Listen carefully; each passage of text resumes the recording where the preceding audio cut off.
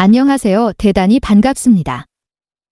바둑의 전설 조훈현 일대기. 영암.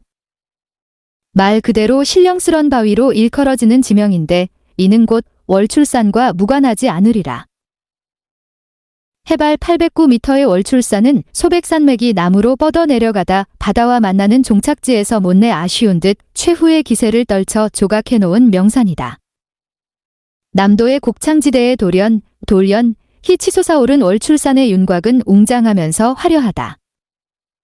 산 전체가 기암괴석으로 이루어져 있어 온갖 전설이 서려 있는가 하면 왕인 박사와 도선국사 등 걸출한 인물을 배출한 땅이기도 하다. 정상인 천왕봉에 올라서면 북으로 영암 땅, 남으로 강진 땅이 한눈에 들어오는데 같은 남도라도 이른 봄 대지의 빛깔이 완연히 구분된다. 강진, 땅이 한 뼘쯤 아래 있다고 보리싹이 조금 더 파랗게 자라있기 때문이다. 뿐만 아니라 월출산의 산세도 남과 북이 판이하다. 풍화작용 때문인지 북쪽은 안반의 노출이 심하고 남쪽은 중턱부터 비교적 완만한 능선이 흘러내린다. 그러니까 영암 쪽 산세가 훨씬 급박하고 화려한 것이다. 그에 비해 강진 쪽 산세는 유려하고 온화한 느낌을 준다. 이런 산세가 주민들의 심성에 유형무형으로 영향을 끼치지 않았을 리 없을 터. 아무래도 영암 사람들의 기질은 강진 사람들보다 조금 억센 편인 듯 싶다. 월출산의 지형을 구구절절히 소개하는 이유는 다름 아니라 이 두 고장에서 불세출의 바둑명인 두 사람이 출연했기 때문이다. 영암의 조훈현과 강진의 김인, 금인. 그 고장 사람들은 이 두 천재의 출연을 월출산 정기의 발현이라 믿어 의심치 않는다. 거기에 나는 월출산 남북사면의 차이가 기풍의 차이로 드러나지 않았느냐고 강변하는 사람이다. 조훈현의 기풍은 월출산 북사면의 기암연봉처럼 자유롭고 신묘하며 강미가 있고 김인의 기풍은 남사면의 갈대능선처럼 부드럽고 온유하며 두텁지 아니한가?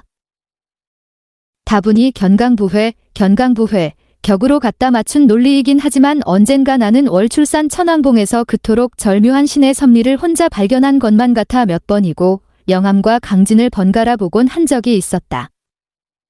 영암 출신 왕인 박사는 일본의 문무를 전해 아직까지도 그들의 스승을 추앙받는 인물이다. 나는 가끔 이런 생각을 해본다.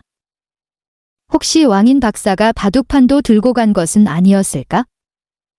중국에서 탄생한 바둑이 일본까지 전래된 데에는 필연적으로 한반도가 교량 역할을 했을 것이 분명하다. 그 시기가 꽤나 오래됐을 것을 감안한다면 아마도 삼국시대 무렵이 얼추 맞아떨어질 것이고 그렇다면 백제의 창구인 영암 땅 해창만을 통해 전파됐으리라 추리해 봄직하다.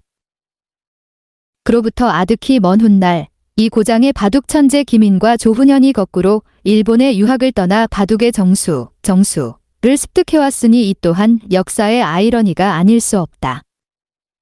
현대 한국 바둑의 정상은 거의 호남 출신 기사들이 동무대나 다름없다. 조남철, 부안, 김인, 강진, 조훈현, 영암, 이창호, 전주로 이어지는 찬란한 라인업을 보라. 거기에 조치훈도 알고 보면 부안 출신이고 신안의 이세돌도 한 몫을 거둔다. 우연의 일치라고 보기에는 뭔가 아쉬운 감이 있지 않은가? 나는 이 현상에서도 풍수지리적 코드를 대입해보고 싶다. 예로부터 산자수명 하고 풍요로운 호남 땅은 와 풍류가 발달할 수밖에 없었다. 더욱이 고려시대 왕건이 훈요 10조 이후 정치적으로 소외되었던 호남 사람들의 에너지는 아무래도 현실 바깥쪽으로 많이 분출됐으리라. 서편제와 육자배기, 문인화와 도예, 그리고 바둑 같은 취미가 성행한 것은 아니었을까? 그런 내력들이 흐르고 맴돌고 고여 스며들었다가 마침내 오늘날 바둑이란 분야에서 엄청난 잠재력을 폭발시킨 것은 아닐까? 억지라고 몰아붙이면 할 말 없지만 어쨌거나 세대별로 정상의 자리를 대물림해온 호남 출신 기사들의 득세는 전체 프로기사 출신지별 분포 비율을 완전히 무시하는 결과로 나타나서 한 번쯤 이런 식으로라도 분석을 해볼 필요는 있다고 본다. 조훈현의 뿌리는 대강 이렇다. 이제 이야기는 다시 그의 가족사와 개인사로 돌아간다. 해방이 되자 그의 부친 조규상은 정든 고향 땅을 떠나 목포로 거처를 옮기게 된다. 메이지 대학 출신인 조규상과 명석한 처 박술래는 일제 당시 영암 땅에서 지식인 대접을 받았으므로 아무래도 해방이 된 시점에서 일부 주민들로부터 질시 어린 눈총을 받았던 듯 보인다. 그런 부자유로부터 벗어나고 또 성장하는 자녀들의 교육 환경을 감안해서 부부는 과감히 목포행을 결정하게 된다. 그때가 바로 1946년이다. 목포는 항구다. 그걸 모르는 사람이 어디 있다고 가수 이난영은 그리 구슬프게 목포가 항구임을 노래했을까? 너무나 단순한 그 노래 제목에는 영산강의 안개와 사막도의 등대, 유달산 동백꽃과 똑딱선 기적 위로 나르는 갈매기의 영상이 오버랩되어 있다. 목포와 관련된 유행가나 문학작품의 밑바탕에 흐르는 기본적인 정서는 내상이다. 개항 100년이 넘은 목포는 일제 때만 해도 300, 쌀, 소금, 누에고치의 집산지로 번성을 누렸던 곳. 부산, 인천과 함께 3대 항구로 일컬어졌던 도시였다. 그러나 아이러니컬하게도 광복과 함께 공출산업의 기반이 와해되면서 급격히 쇠락의 길을 걷게 되었다. 물류기지로 발전하기에는 수심이 얕고 조수간만의 차가 극심해 어항의 지위로나 만족해야 할 입지 조건 때문에 도시의 활력이 감퇴할 수밖에 없었다. 그런 연유로 많은 사람들이 목포를 떠나 상경하는 러시가 일어난다. 그렇게 떠난 실향민들의 가슴과 뇌리의 목포는 아무래도 애상어린 고향으로 각인되어 있는 것이다.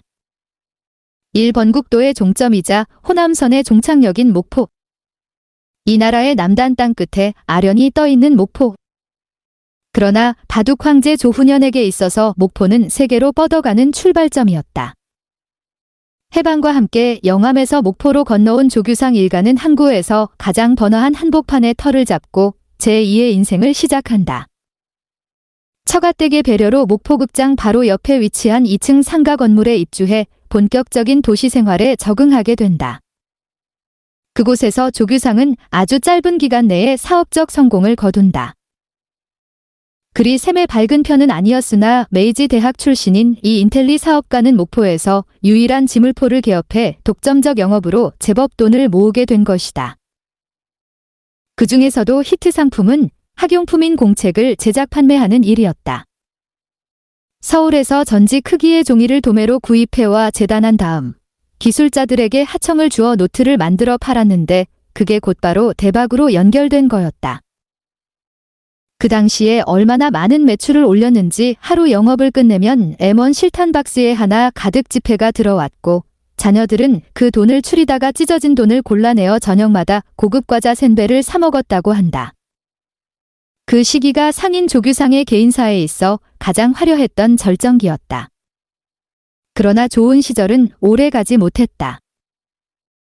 금방이라도 대부호가 될 것만 같았던 조신의 일가를 누군가 질투했는지 몰라도 한창 장사가 잘 될 때 엄청난 세금을 맞게 된 것이다.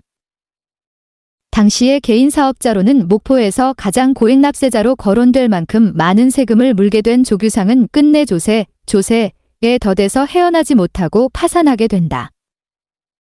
그런 와중에 25동란이 터졌고 조씨 일가는 빈손으로 피난살이를 하며 극심한 빈곤을 경험하게 된다. 전쟁이 끝나고 다시 목포로 돌아온 조규상은 목포역 부근에 조그만 고무공장을 차려 재기를 모색하며 가세를 추스르기 시작한다.